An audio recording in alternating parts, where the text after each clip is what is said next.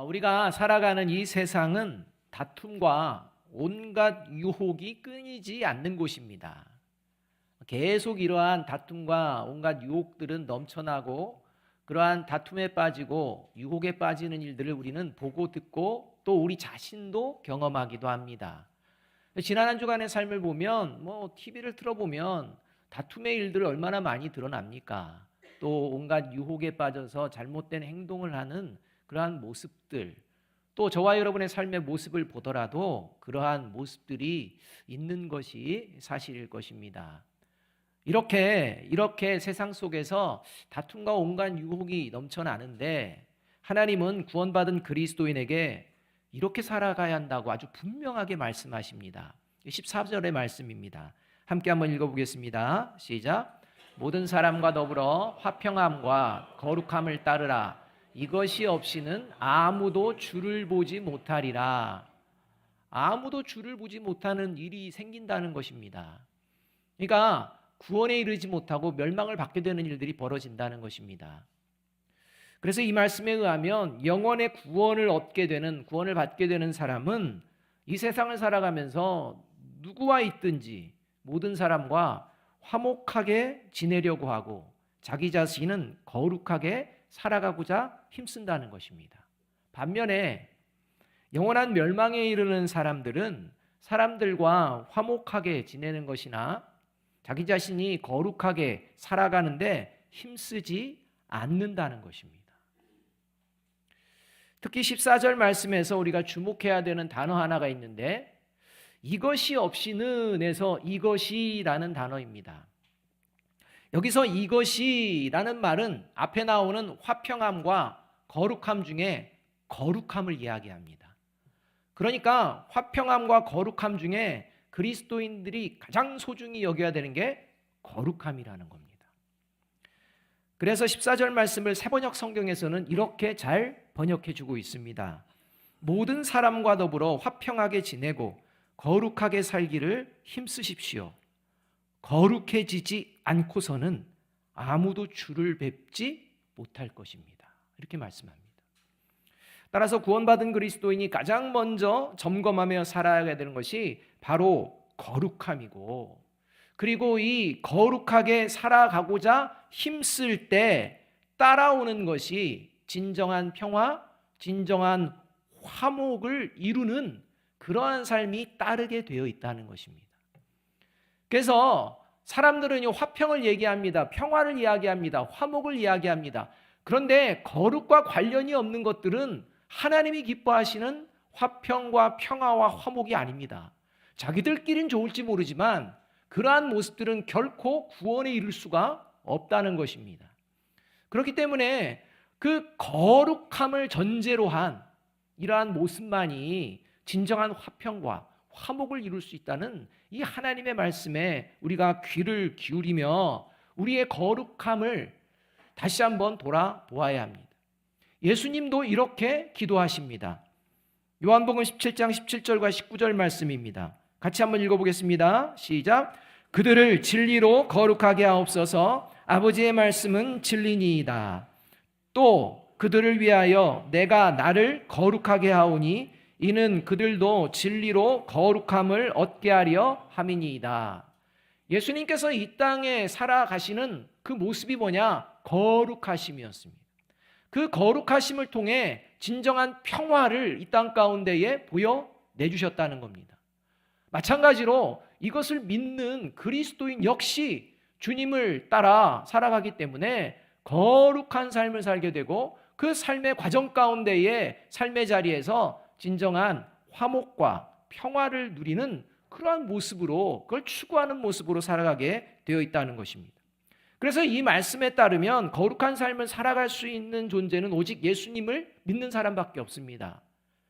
왜냐하면 거룩하게 살 수 있는 건 진리를 따르는 사람만 가능하기 때문입니다. 따라서 진리를 따르며 살아가는 구원받은 그리스도인은 반드시 먼저 자신이 거룩하게 살아가고 있는지 살피고, 먼저입니다. 거룩하게 살고 있는지 살피고, 그리고 거룩하게 살아가고 있다는 증거로 다른 사람들과 진정한 화목을 이루고자 힘쓰며 살아갑니다. 그러니까 거룩을 추구하지 않는 자는 거짓된 화평, 화목, 또는 더 나아가서 아예 그냥 화평과 화목에는 관심이 없는 이런 삶을 살게 된다는 것입니다. 여러분, 진리를 지식으로 알고 있는 것과 진리를 알고 따르는 것은 전혀 다른 이야기입니다. 왜냐하면 진리를 지식으로 알기만 하고 정작 진리를 따르지 않는다면 그는 결국 멸망당할 자가 되기 때문입니다. 그 진리에 대한 지식이 그를 구원시키는 게 아니기 때문입니다. 그래서 오늘 우리가 읽은 이 히브리서 말씀은 진리 되신 하나님을 모르는 사람들을 향한 말씀이 아니라 진리 되신 하나님을 알고 있다고 말하는 사람들 중에 영원한 멸망에 이르게 되는 자가 있다는 것을 경고해 주시는 말씀입니다. 진리를 지식으로 알고 있을 뿐, 진리를 따르지 않은 대표적인 존재 한 명을 등장시키는데 그가 바로 에서입니다. 에서는 쌍둥이 야곱의 형입니다. 또 이삭의 아들입니다. 이삭은 하나님을 믿는 믿음의 사람입니다. 에서는 분명 아버지 이삭을 통해 살아계신 하나님을 누구보다도 잘 알고 있었을 것입니다. 그러나 에서의 인생의 결국, 그 결국을 오늘 본문에서는 17절에서 이렇게 말씀합니다. 같이 읽어보겠습니다. 시작. 여러분이 알다시피 에서는 그 뒤에 축복을 상속받기를 원하였으나 거절당하였습니다. 그는 눈물을 흘리며 구하였건만 회개를 기회를 얻지 못하였습니다. 이 말씀에는요, 여러분이 알다시피 이렇게 말합니다. 다 알고 있다는 겁니다. 에서와 같이 살면 안 되는구나, 이걸 알고 있다는 겁니다. 그런데 그걸 알고 있으면서도 에서처럼 살아가는 존재가 있다는 것입니다. 여러분, 저와 여러분이 이렇게 에서와 같은 모습이 되면 곤란합니다.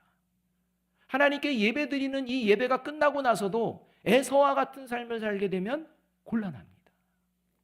저와 여러분이 오늘 이 예배를 통해서 하나님이 기뻐하시는 구원받은 그리스도인답게 다시 회복되어지기를 하나님이 원하셔서 저와 여러분을 오늘 이 자리에 모이게 하여 주신 줄로 믿습니다. 자, 그렇다면 진리를 따라서 화평함과 거룩함으로 살아가게 되면 삶의 자리에서 어떤 일이 벌어지기에 결국 영원한 구원에까지 이르게 되는 것일까요? 그러니까 화평함과 거룩함을 추구하며 살아가게 되면 하나님이 약속해 주시는 것입니다. 반드시 영원한 구원으로 나오게 된다라는 겁니다. 도대체 삶에 어떤 일이 벌어지길래 영원한 구원을 보장받는 길, 그 길이 화평함과 거룩함을 살아내고 추구하는 길일까요? 첫째, 화평함과 진리를 따라서 화평함과 거룩함으로 살아가게 되면 같이 한번 읽어봅니다. 시작. 어느 곳에 있든지 어떤 사람과 있든지 하나님의 말씀에 순종하려는 마음으로 살아가기 때문에 결코 신앙의 영적 퇴보가 일어나지 않습니다. 그러니까 화평함과 거룩함을 살아가면 반드시 나타나는 게 신앙의 영적 퇴보가 일어나지 않습니다. 그래서 구원에 이르는 것입니다. 진리를 따라서 화평함과 거룩함으로 살아가기 위해서는 가장 먼저 중요한 게 하나님의 말씀에 순종하려는 마음이 있어야 합니다. 하나님의 말씀에 순종하려는 마음이 없는 사람은 결코 하나님이 원하시는 화평함과 거룩함을 추구하며 살아가지 못할 뿐만 아니라 그는 결국 에서의 결론과 같은 그러한 모습, 구원에 이르지 못하는 이런 모습을 이제 인생의 마지막 가운데 경험하게 될 것입니다. 그래서 15절 상반절 말씀은 이렇게 말씀합니다. 함께 읽어보겠습니다. 시작. 너희는 하나님의 은혜에 이르지 못하는 자가 없도록 하고, 지금 하나님의 말씀을 듣는 자들 중에 하나님의 은혜에 이르지 못하는 자가 있다는 것입니다. 여러분, 하나님의 은혜에 이르지 못한다는 이 말씀은 하나님께서 예수님을 믿는 자에게는 모두 선물로 구원을 주셨는데 이 구원을 받을 수 없는 자, 이 사람을 하나님의 은혜에 이르지 못하는 자라고 말씀합니다. 그러니까 신앙의 영적 퇴보가 삶의 자리에서 계속 일어나는데도 방치하는 사람, 이 사람을 이야기합니다. 사람이 살다 보면 서로 갈등이 일어나고 다투는 경우 종종 벌어집니다. 어느 순간 육신의 정욕, 욕망에 사로잡혀서 세상의 유혹에 빠질 수도 있습니다. 때론 갈등과 다툼의 이유가 나에게서 나오는 것이 아니라 상대방 때문일 수도 있습니다. 유혹의 욕심에 빠지는 것도 나는 그러고 싶지 않은데 그 상황과 환경이 그렇게 나를 몰고 가서 어쩔 수 없이 그렇게 빠질 수 있는 부분들도 있습니다. 그러나 그때 구원받은 그리스도인은 하나님의 말씀을 기억해냅니다. 그리고 그 말씀을 마음에 두고 하나님의 말씀대로 순종하고자 합니다. 그래서 다시 거룩함을 회복하고 화목을 이루고자 힘을 쓰게 된다는 겁니다. 그래서 신앙의 퇴보가 일어나지 않습니다. 그러나 신앙의 영적 퇴보가 일어나는 사람은 그러한 순간에 하나님의 말씀을 기억하지 않습니다. 아니, 기억해도 그냥 옆으로 비켜놓습니다. 제쳐놓습니다. 그리고 그 하나님 말씀 위에 내 생각과 내 감정과 내 판단을 앞세웁니다. 이것이 신앙의 퇴보가 이루어지는 사람의 모습입니다. 하나님은 구원받은 그리스도인의 삶의 모습을요 아주 분명하게 이렇게 가르쳐 주십니다. 레위기 19장 2절 하반절 말씀입니다. 이렇게 말씀합니다. 너희는 거룩하라. 이는 나 여호와 너희 하나님이 거룩함이니라. 로마서 12장 18절 말씀은 이렇게 말씀합니다. 이거 함께 한번 읽어보겠습니다. 시작. 여러분 쪽에서 할 수 있는 대로 모든 사람과 더불어 화평하게 지내십시오. 누구 쪽에서? 여러분 쪽에서. 이 말씀에 의하면 구원받은 그리스도인은 상황에 따라, 상대방에 따라서 거룩하게 살지 말지, 화목하게 살지 말지 내가 판단하고 선택하며 살아가는 존재가 아니라는 겁니다. 언제나 누구와 함께 있더라도 거룩하게 살고 화목하게 살아가기에 힘쓰는 존재다라는 말씀입니다. 그러나 하나님의 은혜에 이르지 못하고 신앙의 영적 퇴보가 일어나는 사람은요, 자기 생각에 하고 싶으면 화평과 거룩을 추구합니다. 그러나 자기 생각에 하기 싫으면 화목과 거룩에 관심이 없습니다. 상황에 따라 다릅니다. 사람에 따라 다릅니다. 언제나 자신이 기준입니다. 하나님 말씀보다도 우선입니다. 그러니 신앙이 영적으로 성숙하지 않습니다. 그냥 그 수준, 그 모양, 그 모습입니다. 근데 그걸 구원받았다고 착각합니다. 바라기는 신앙의 영적 퇴보를 방치하지 말고 어느 곳에 있든지 어떤 사람과 있든지 하나님의 말씀에 순종하며 신앙의 영적 성숙을 이루어가는 저와 여러분이 되시기를 주님의 이름으로 축복합니다. 이 증거가 바로 화평함과 거룩함을 추구하며 산다는 것입니다. 둘째로 진리를 따라서 화평함과 거룩함으로 살아가게 되면 어떤 일이 벌어지느냐? 같이 읽습니다. 시작. 내 안에 있는 마귀의 쓴 뿌리를 제거하며 사람들의 영혼을 살리는 구원의 통로가 됩니다. 여러분, 저와 여러분 안에 마귀의 쓴 뿌리가 있습니까? 없습니까? 이 봐야 됩니다. 놔두면 안 됩니다. 놔두는 것은 하나님의 사람의 모습이 아닙니다. 그래서 15절 하반절 말씀이 이렇게 말씀하는 것입니다. 같이 한번 읽어보겠습니다. 시작. 또 쓴 뿌리가 나서 괴롭게 하여 많은 사람이 이로 말미암아 더럽게 되지 않게 하며. 뿌리는 보이지 않습니다. 그러나 그 뿌리로 인해서 눈에 보이는 열매가 맺어집니다. 따라서 이 말씀은 구원받은 그리스도인은 결코 독이 있는 열매를 맺는 쓴 뿌리를 방치해서 그 열매로 다른 사람의 영혼을 해치는 존재가 되어서는 안 된다라는 말씀입니다. 특히 이 쓴뿌리가 나서 다른 사람을 괴롭게 하는 모습을요, 마귀가 하는 행동이라고 하나님은 말씀해주고 계십니다. 오늘 괴롭게 한다라는 이런 단어가요, 신약 성경에 다른 곳에서 딱 한 번 등장합니다. 그래서 신약 성경에 딱 2번 등장하는데, 오늘 이 본문에 등장하는 쓴뿌리가 나서 괴롭게 한다는 이 괴롭힘을 누가복음 6장 18절은 이렇게 말씀합니다. 더러운 귀신에게 고난 받는 자들도 고침을 받은지라. 이건 예수님께서 이제 귀신에게 고난 받는 자를 치료하시는 이러한 장면의 말씀인데, 여기서 더러운 귀신이 사람들에게 주는 고난, 그 고난이라는 용어가 바로 오늘 본문 15절에 등장하는 괴롭게 하다라는 용어입니다. 그래서 여러분, 마귀의 마음을 가진 사람, 이 사람은요, 다른 사람을 괴롭히는데 열심을 내지 결코 화목과 거룩함을 중요하게 여기지 않습니다. 한편 이렇게 쓴뿌리가 나서 다른 사람들을 괴롭게 하는 마귀와 같은 행동을 하는 자의 모습을 신명기 29장 18절은요, 우상숭배자에 비유합니다. 우상숭배하는 것과 똑같다는 것입니다. 신명기 29장 18절 말씀입니다. 이렇게 말씀합니다. 당신들 가운데 남자나 여자나 가족이나 지파가 주 우리 하나님으로부터 마음을 멀리하여 다른 민족의 신들을 섬기려고 해서는 안 됩니다. 당신들 가운데 독초나 쓴 열매를 맺는 뿌리가 있어서는 안 됩니다. 그러니까 마귀가 주는 마음은 다른 사람을 괴롭히는데 그 마음은 우상숭배자와 동일하다는 것입니다.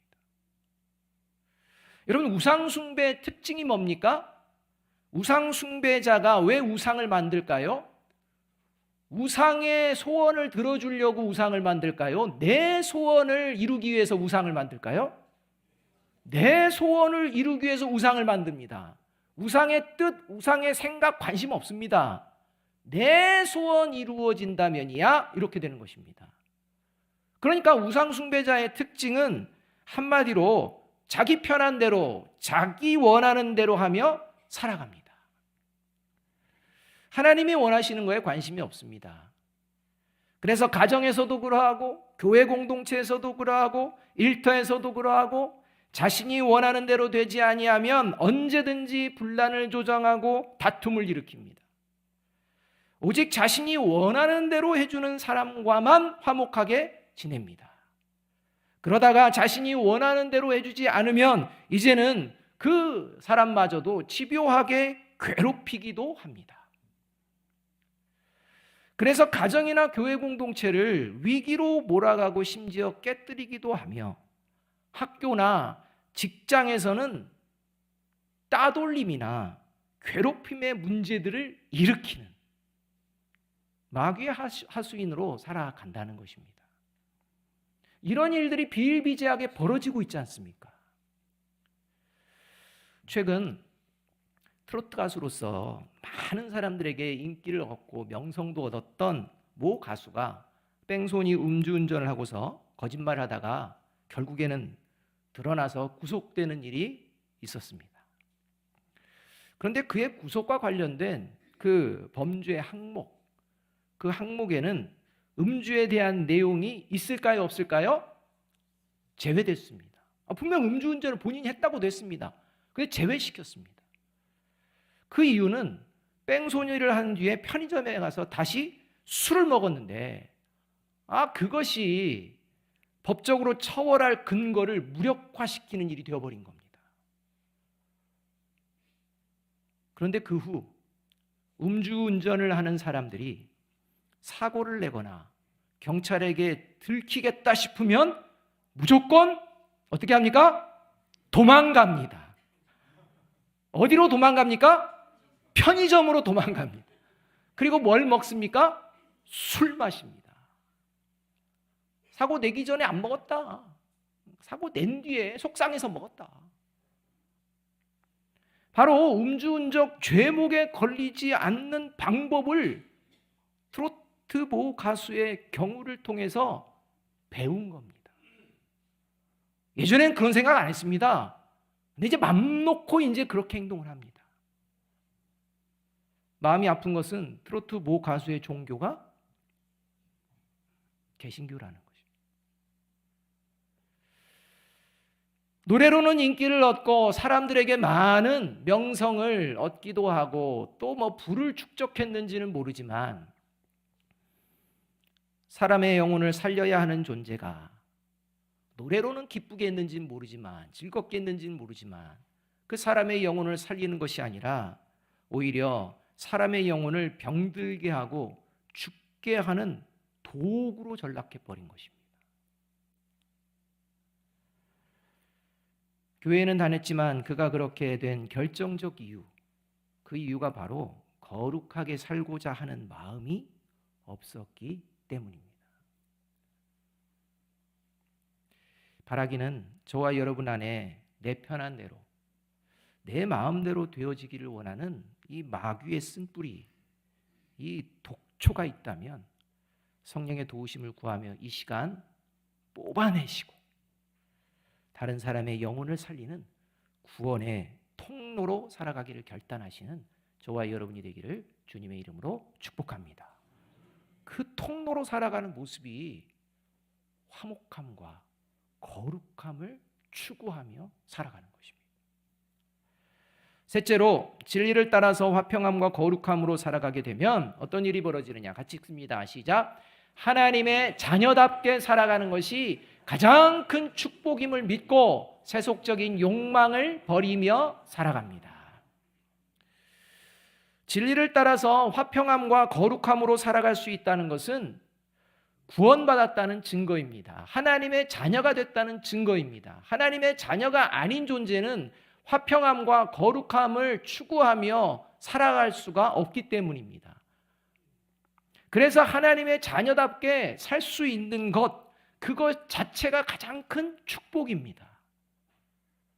그래서 하나님의 자녀답지 못한 세속의 욕망을 과감하게 버립니다.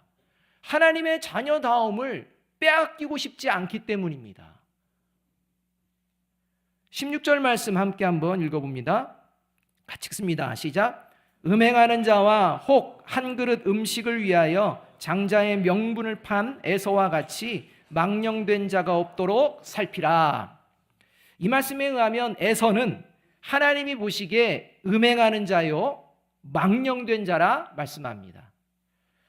다시 말해서 에서는 하나님을 알고 있었지만 하나님의 백성답게 살지 않고 세속적인 욕망에 빠져서 끝까지 살아가는 그런 존재였다는 것입니다.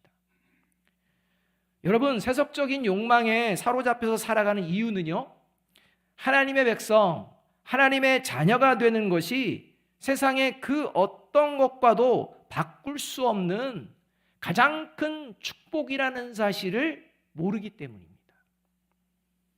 하나님의 자녀가 되는 게 세상 그 어떤 것과 바꿀 수 없는 큰 축복이라는 것을 믿으면 세속적인 욕망에 빠지지 않습니다. 근데 그 믿음을 잃어버리거나 변질되면 세속적인 욕망을 사로잡습니다. 그래서 하나님이 주신 장자의 축복권을, 얼마나 귀한 축복입니까? 이 축복권을 육신의 욕망을 채우고자 팥죽 한 그릇에 팔아버린 어리석은 자가 에서였습니다. 하나님이 주시는 축복, 그거보다 내가 지금 먹고 싶은 것, 이게 더 나에게는 좋은 거야. 이게 오히려 나에게는 축복이야. 하나님의 축복, 그거는 이거와 비교할 수가 없지. 이런 하나님의 축복을 멸시하는, 하나님의 은혜를 멸시하는, 하나님의 백성다움을 멸시하는 이런 일을 벌이게 되었다는 것입니다. 그리고 끝까지 회개하지 않습니다. 저와 여러분은 어떨까요? 여러분, 1달란트와 100달란트, 우리나라 돈으로 대충 6억과 600억, 그 둘 중에 여러분은 하나만 택하라고 하면 뭘 택하시겠습니까? 어렵지 않지 않습니까? 그죠? 자, 그러면 이제 100달란트 600억으로 내가 원하는 대로 살아가는 것과 600억 포기하고 하나님의 자녀로 살아가는 것, 그럼 어느 거 선택하시렵니까? 이제 막 힘드시죠? 일단 입으로는 일단 뱉어놓고 생각으로는 고민하고. 여러분 600억과 6조 어느 거 선택하시렵니까? 뭐 이런 걸 왜 계속 물어봐 하는데요. 여러분 우리가 6억과 600억 선택 하나만 하라고 하면 600억, 600억과 6조 선택하라고 하면 6조, 뭐 주저없이 그냥 선택합니다. 저 같으면 어떻게 할까요? 선택합니다. 근데 이제 문제는 뭐냐? 600억과 하나님의 자녀답게 사는 것 선택하라고 하면 저와 여러분은 갈등한다는 겁니다. 마태복음 18장을 보면 10,000달란트 빚진 자와 100데나리온 빚진 자의 비유가 나옵니다. 그 내용에서 하나님의 은혜를 10,000달란트 빚을 탕감받는 것으로 비유합니다.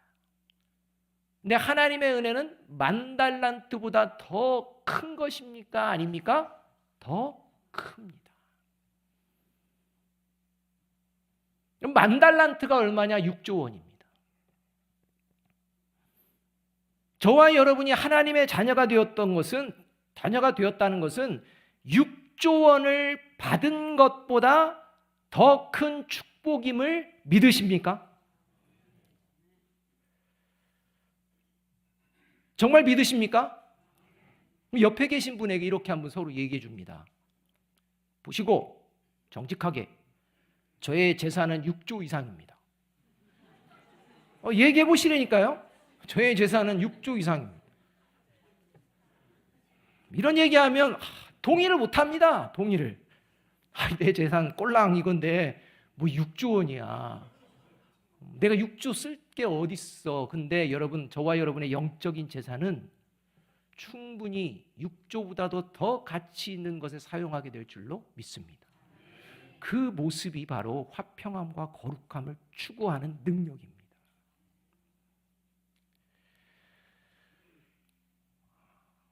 우리 처음에 여기 찬양할 때 예수 나의 첫사랑 찬양하셨죠? 거기 가사 중에 그런 가사가 있을 것입니다. 나의 삶을 모두 주님께 드립니다. 다른 길은 안 가겠습니다. 근데 그렇게 찬양을 하고서 내 것의 일부는 주님 드리고 길 중에 내가 원하는 길 가겠습니다. 여러분 이렇게 산다면 그것은 내가 하나님의 자녀가 되었다는 것이 가장 큰 축복임을 믿는 걸까요? 믿지 않는 것일까요? 믿지 않는 겁니다. 그러니까 저와 여러분이 오늘 예배 가운데 찬송을 하고 기도하고 뭐 찬양을 듣고 말씀을 듣고 하지만 그 결과는 삶으로 나타나게 된다는 것입니다. 에서가 하나님이 보시기에 음행하는 자라고 말씀하시는 이유, 그의 결혼과 관련되어 있습니다. 하나님은 우상 숭배를 음행이라고 여기십니다. 그러나 하나님의 축복을 가볍게 여기고 팥죽 한 그릇에 팔아버린 에서는 그 이후 자신의 욕망에 또 사로잡혀서 하는 행동이 뭐였느냐? 하나님을 믿지 않고 우상 숭배를 하는 여인들과 결혼을 합니다. 그리고 그 결과 부모와의 화목이 깨어집니다. 창세기 26장 34절 35절 말씀입니다. 에서가 40세에 헷족 속 부에리의 딸 유딧과 헷족 속 엘론의 딸 바스맛을 아내로 맞이하였더니 그들이 이삭과 리브가의 마음에 근심이 되었더라. 여러분, 하나님이 기뻐하시는 가정, 하나님이 원하시는 화평과 거룩함이 이루어지는 가정은 예수님을 믿는 가정일까요? 아니면 예수를 믿지 않아도 얼마든지 화평함과 거룩함을 이룰 수 있을까요? 여러분, 예수님을 믿지 않는 가정은 결코 하나님이 기뻐하시는 화목과 거룩함을 이루지 못합니다. 그래서 고린도후서 6장 14절은 이렇게 말씀합니다. 같이 읽어봅니다. 시작. 너희는 믿지 않는 자와 멍에를 함께 매지 말라. 의와 불법이 어찌 함께하며 빛과 어둠이 어찌 사귀며. 자, 그렇다면 여러분, 하나님이 기뻐하시는 화목하고 거룩한 가정을 이루며 살아가기 위해서 저와 여러분의 자녀의 결혼은 누구와 하는 것이 가장 좋을까요? 답이 나오지 않습니까? 저와 여러분 가정 가운데에 지금 예수 믿지 않는 분들이 계신가요? 안 계신가요? 그렇다면 저와 여러분은 그들에게 어떤 소원을 두고 하나님께 나아가야 합니까? 예수님을 믿는 것입니다. 그래야 그 가정이 진정으로 화목하고 거룩한 가정이 되기 때문입니다. 이것을 위해서 믿지 않는 자녀나 믿지 않는 배우자가 있는 가정에서 예수님을 믿는 사람은 더욱 화평함과 거룩함으로 살아내야 할 줄로 믿습니다.